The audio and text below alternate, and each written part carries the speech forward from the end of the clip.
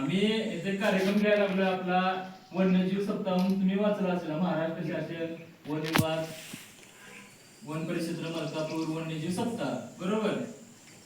वन्यजीव मग आता त्यातलं वन्यजीव म्हणजे काय सांगा, काय माहिती तुम्हाला कोणाला?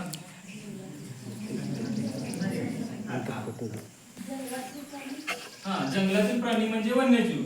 आणि सप्ताह तिचा पुढचा शब्द आहे. सप्ताह म्हणजे काय? हा, 7 दिवस म्हणजे सप्ताह. आता वन्यजीव सप्ताह म्हणजे वन्यजीवांची म्हणजे 7 दिवस साजरा करायचा सप्ताह. शासनाला गरज पडल्या की सर्व लोकांना सांगायचे की बाबा असं असं झालंय, आता पर्यावरणाचं संतुलन बिघडलंय आणि त्यामुळे आपली पृथ्वीवर आपल्याला जरा हे पडतंय, म्हणजे जगण्यासाठी कठीण निर्माण व्हायला लागल्या. त्यामुळे सर्व मुलांना जाऊन शाळेमध्ये जाऊन सरकारला तुम्हाला सर्वांना जनजागृती चालली आहे की गरज पडायला लागली की मुलांना जाऊन सांगायचं. त्या दृष्टीने आपण वन्यजीव सप्ताह घ्यायला लागलोय. तर आता मला एक प्रश्न विचारायचा आहे, तुम्हाला अन्न साखळी माहिती आहे?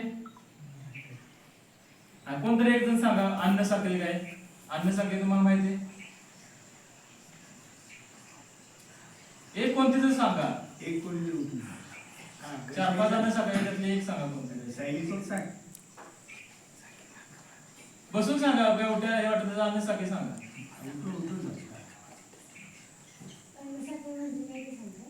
अन्न साखळीतलं म्हणजे एक उदाहरण साखळीमध्ये कोणकोणते घटक येतात अन्न साखळीमध्ये? अन्न साखळीमध्ये पहिल्यांदा उत्पादक येतात, त्याच्यावर जर प्राथमिक भक्षक, द्वितीय भक्षक आणि तृतीय भक्षक.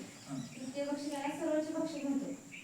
एक्झाम्पल जसं की एखाद्या गवताचं रोपट आहे, म्हणजे गवत आहे त्याच्यावर नागतोडा हा प्राथमिक भक्षक झाला. नंतर नागतोड्याला कोण खातो?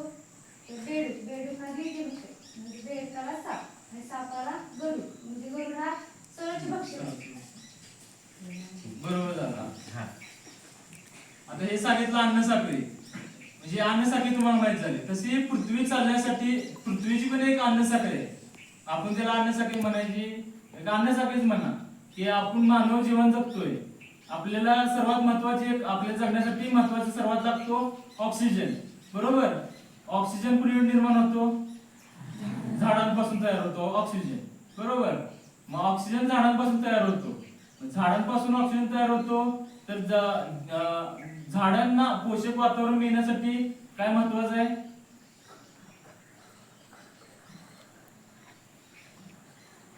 वन्यजीव महत्वाचं आहे. कसे? आता समजा एखादं झाड असते, एखाद्या भागात हत्ती असला, एखाद्या हत्ती काय करतो, म्हणजे जे हे करतो म्हणजे जेव्हा चरतो त्यावेळी तो जेव्हा विष्ठा करतो, त्या विष्ठा केली जाते त्यावेळी तिथं खत म्हणजे ऑटोमॅटिकली त्या भागातला जंगलात खत मिळालं जातं.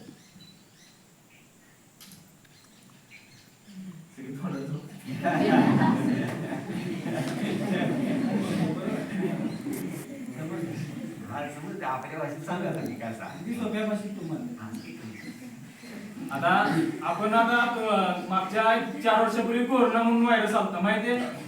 त्यावेळी सर्वांना ऑक्सिजन लागत होता. बरोबर का? मग ऑक्सिजन तयार करायचं महत्वाचं कोण आहे? झाड आहे. झाडांच्या मुळे आपल्याला ऑक्सिजन मिळतो, मान्य आहे.